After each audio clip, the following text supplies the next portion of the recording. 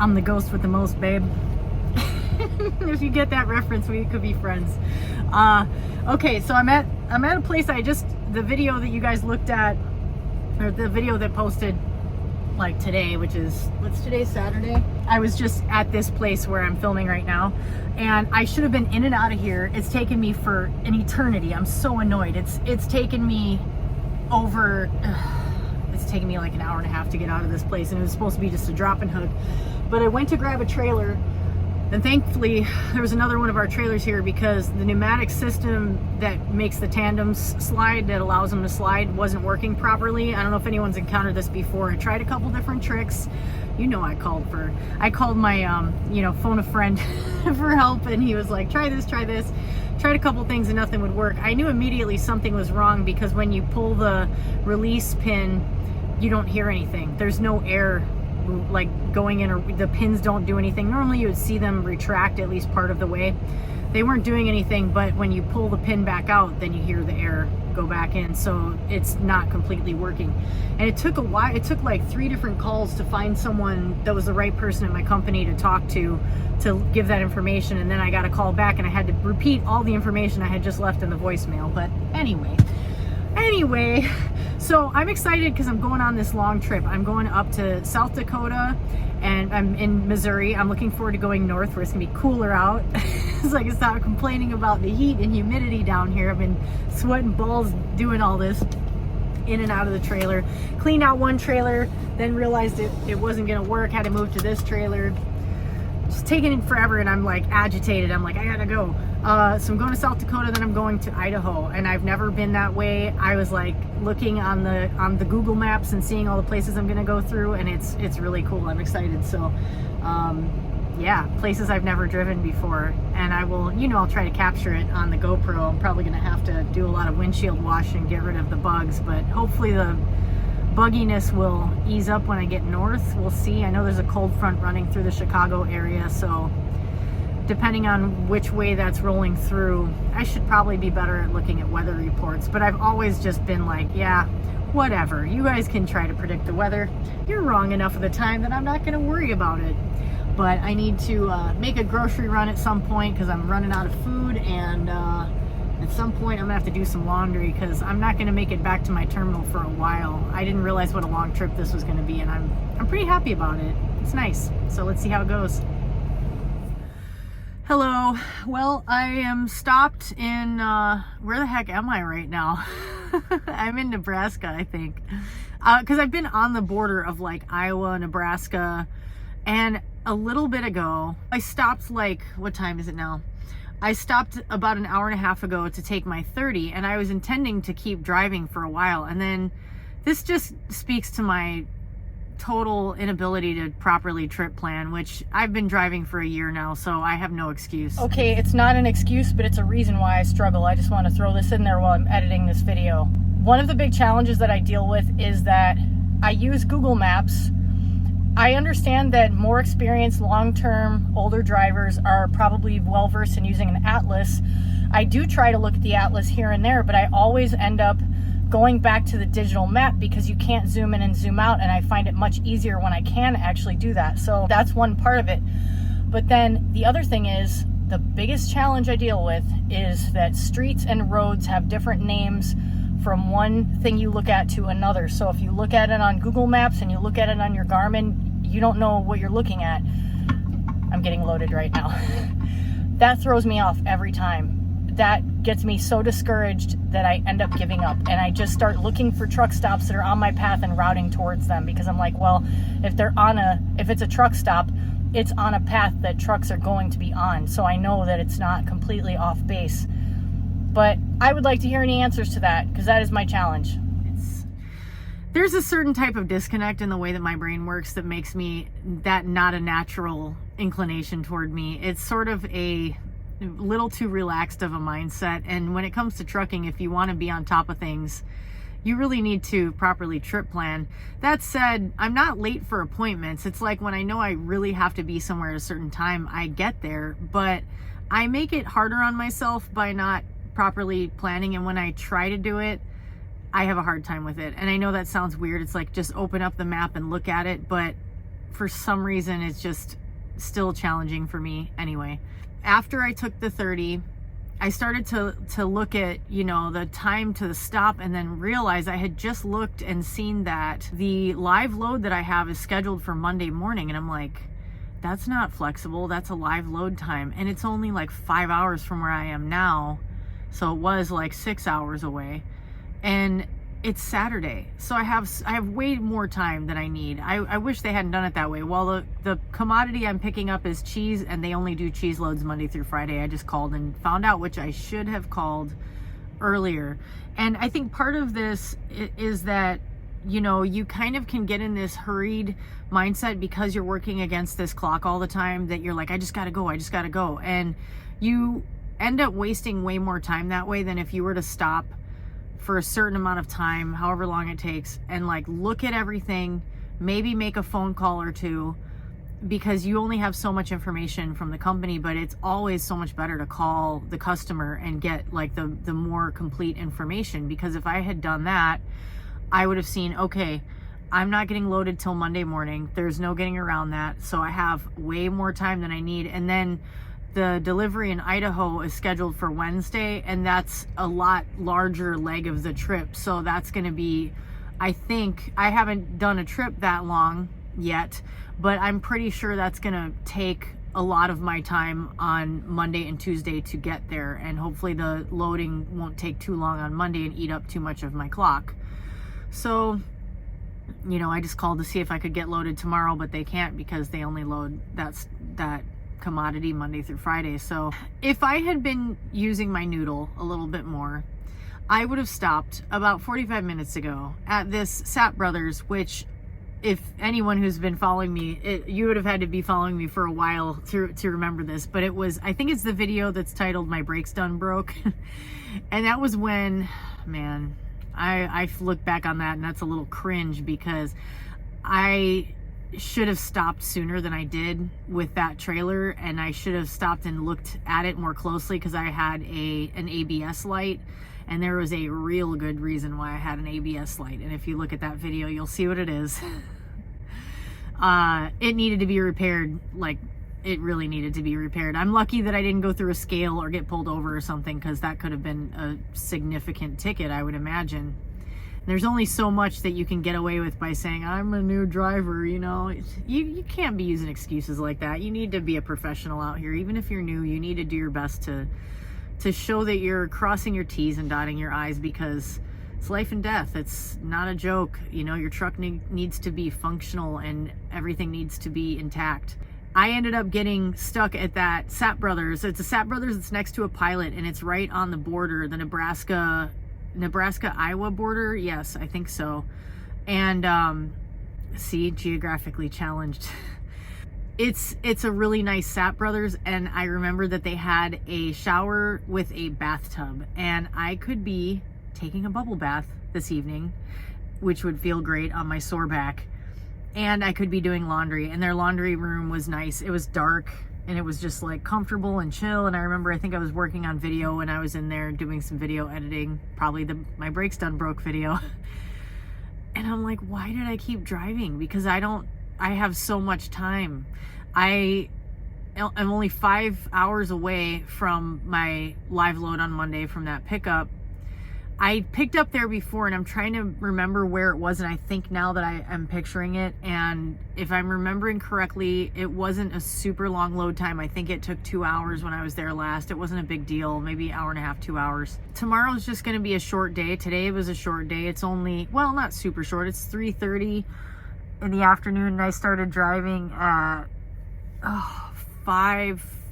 a little after 5:30, because I had to fuel. Well, it was closer to 6 by the time I got done fueling.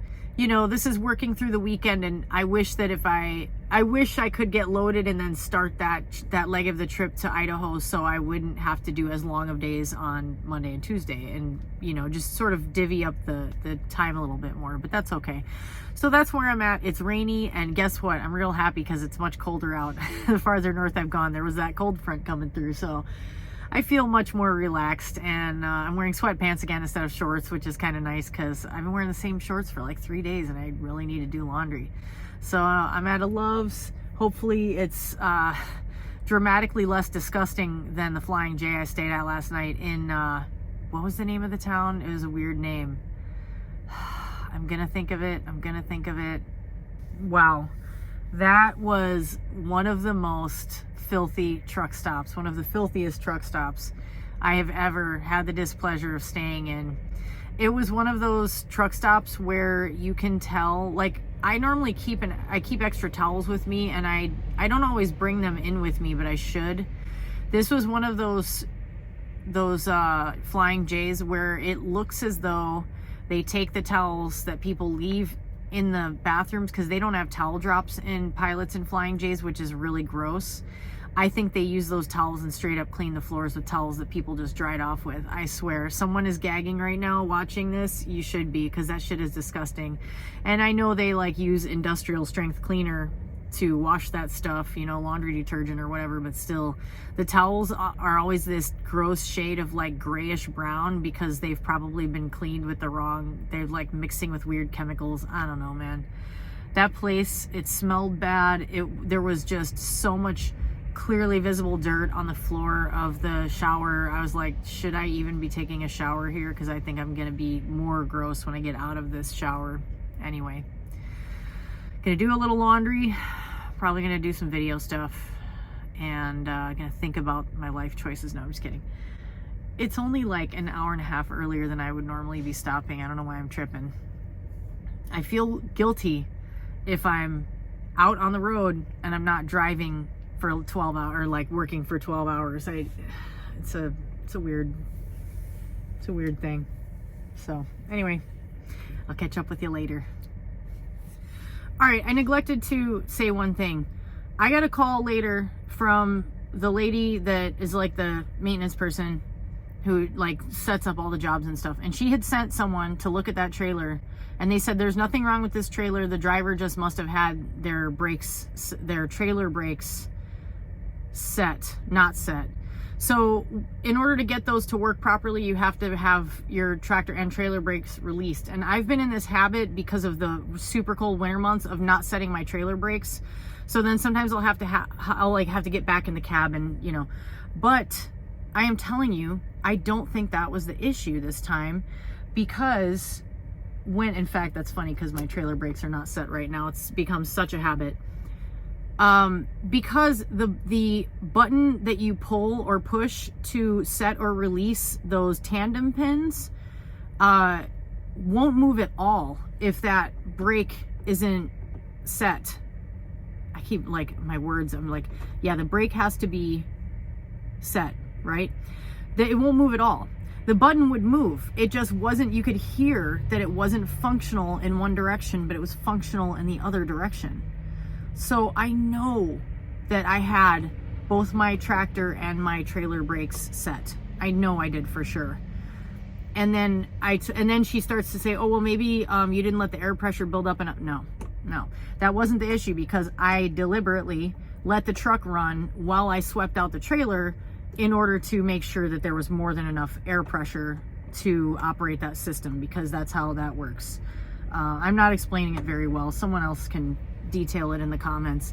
But I felt frustrated because I was thinking, I swear, I think that maintenance person might have looked at one of the other trailers that was there, and I wonder if that's what happened, if they looked at the trailer that I actually left, the loaded one, which did have its tandems back and functioned perfectly fine, because I'm like, maybe she gave him the trailer number of the trailer I had just dropped off instead of the one I tried to pick up or something. But I'm mystified. Has anyone ever had that happen where you did everything right, but that system wouldn't work? Like, it would set the tandem pins, but it wouldn't allow them to release. Also, per my friend, his suggestion, I tried hammering on the pins in case they were just like stuck. I tried rolling forward and backward. Nothing worked. I am convinced that I did not have my trailer brakes released, and that was not the problem. So now my company spent money sending someone out there, and they think that I'm a dumbass, but I am kind of a dumbass sometimes, but not for that. For entirely different reasons. Good morning from a weird angle. Somebody asked me how I make tea, and I think it was, sorry, forgive me, but I can't remember if you're one of my viewers who's from overseas, which I think you might be. I love that. I think that's so cool that there's people that I know of from England. Also, my friend who made the little intro screen where it's like the staticky TV, she goes by Willammy. She's an amazing creative. And she offered to make me intro screens, and they had music. She made me a couple different ones. They had music to them. And if you look at my old makeup videos, there's one that she made. It was really cool. It's like a little montage that she made from videos. But anyway, I'm just using this English breakfast tea. It's, what brand is this? Choice Organics. And it's not fancy. I love a good loose leaf, nice quality tea. It's not cheap, but you know, you get what you pay for. And then I just nuke up some water, about 16 ounces. I couldn't tell you the exact temperature, but it's a little below boiling. I'm actually going to give it one more minute. So I usually do about 7 minutes. If I'm doing green tea, I'll do the same amount of time. But for either tea, I mix in usually actually I'm using a little bit of heavy whipping cream right now. I just like something that cuts the tannin a little bit, you know, like a London fog is what they would call that, I guess. If you use cream, I don't think they normally would use heavy cream, but it's just what I have on hand right now. I got used to using it, and I like it a lot better than half and half with coffee also. I just think it is a nice balance, and it is pretty rich. I think it kind of tempers the way that your body absorbs caffeine because it's more fatty. I mean, when I make tea, I add honey to it, so I do honey and either the heavy cream, or I also have some oat milk on hand. So I really like oat milk in tea, even better, I think, than dairy. So that's how I make tea. That's about it. When I do green tea, I add whatever the cream is, I add that to the hot water before putting the tea bags in, so the temperature gets a little lower. When I'm making black tea, I do the hot water first, and then after it's steeped, that's when I add the cream to it, so it steeps at a higher temperature, which is what you want for black tea, as I understand it. I have a lot of English blood, but I'm not a tea expert. So if you're an English person watching this, tell me how you take your tea. I'd like to hear it. I didn't even finish what I was saying there. Willammy is in the Netherlands, so that's my other friend overseas. I'd like to have a lot more friends overseas, which would require me to travel in something besides a semi. Eventually, that's the goal. All right, and at the risk of offending any of my English viewers, I'll tell you one other maybe weird thing that I do with my tea. I put a pinch of salt in it, and I know that sounds super weird, like a super tiny pinch. I started doing that because I was making chai, and chai is good with a little salt because it's like I'm putting all kinds of stuff in that. I'm putting cayenne and black pepper and what else am I putting in there? Turmeric. And I'm like, you know what? Let's put a little salt and of course a good amount of sweetness with that. And I'm like, let me put a little, just a pinch of salt in there, because salt enhances all other flavors. It's just a fact. Season your food, people. It's all you got to do. Just a little. And that's what I'm talking about. Not processed foods. It already has so much salt added to it. I mean, when you like make something from scratch, literally anything, even like a cup of tea, with the other things in it, I wouldn't put it in. If I was drinking straight up black tea, I would not put any salt in it. That would be ludicrous. But I'm putting half and half and a good dose of honey and just a teeny pinch of salt. I'm telling you, it's delicious. If you're English and you're mad, I'm sorry.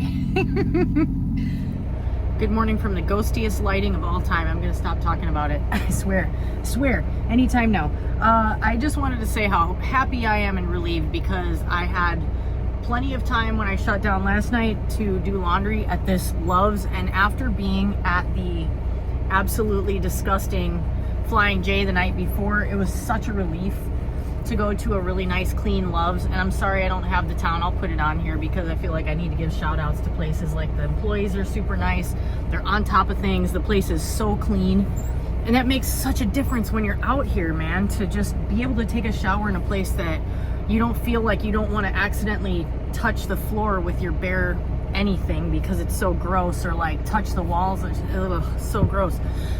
So that was really nice. I got my laundry done, which I just get super anxious when I start running out of clothes. I'm neurotic, man, I know. Some drivers are just like, just wear it a little bit longer. And I know, because I walk by them and I smell them like from 3 feet away. I'm a clean freak. I like to smell nice. I like to feel nice. I like to look nice. So I do my laundry once a week. That's what I try to do. I need to get some more things so I don't have to like stress out when I'm running low, because I'll not run low. But and then I get also nervous when I start running out of food. Obviously, that's natural. Most of the food in truck stops is inedible. It is non-food. I won't eat it. It would give you like digestive distress. There was one time when I was training still for that first job, the little company, the 1099. I was really exhausted and I wasn't versed yet. When I'm with someone else, I tend to be more like cautious, or at least I was then, about like bringing snacks and stuff, because I just feel like, oh well, they're not going to be eating, they're just going to be driving. And no, now I'm like, forget that noise, man. I bring everything I need to stay fully fueled throughout the day, because this job and my safety and the safety of everyone around me depends upon me being sharp with it, properly energized. So that means I need to eat properly to make that happen. So I eat plenty of good healthy stuff. I'm not trying to be one of those annoying health freak people. It's not like that. It's just, I don't want to feel crappy, you know, it's that simple. So I just got to this Walmart, and a great time to go to Walmart is like when they first open at 6 a.m. because there's plenty of space to park my truck. Now getting out of here is gonna be a little tricky, but since I delivered to so many Walmarts, I'm always confident that I can get back out. And I got stocked up for the week, so no more anxiety. So now my only stress is the remaining time on my 70, plus I'm going to be going into recaps. It's going to be a little tight going to this spot in Idaho, but my drop off isn't until Wednesday, so I should be okay. I'm picking up in South Dakota first thing tomorrow, and I'm stopping at a truck stop that's probably a little less than an hour from the pickup, so easy peasy, no complaints.